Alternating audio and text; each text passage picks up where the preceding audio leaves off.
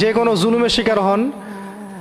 জুলুমের শিকার হন বা আপনি নিরপরাধ, আপনার উপরে মানে টর্চার করা হচ্ছে বা অত্যাচার করা হচ্ছে বা জুলুম করা হচ্ছে, আপনি আসলেই ইনোসেন্ট, আপনি আসলেই মাজলুম, আসলেই আপনি মাজুর এবং আপনি আসলেই নিরপরাধ, আপনার কোনো দোষ নাই, কিন্তু আপনি জুলুমের শিকার হচ্ছেন।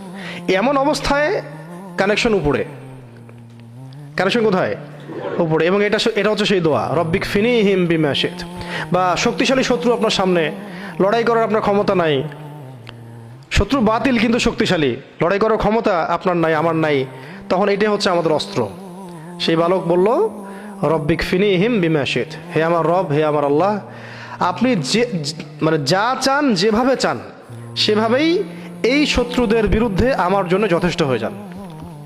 অর্থটা হচ্ছে এরকম, রব্বিক ফিনিহিম বিমা শিত, হে আমার রব, আপনি তাদের বিরুদ্ধে আমার পক্ষে যেভাবে চান যথেষ্ট হয়ে যান।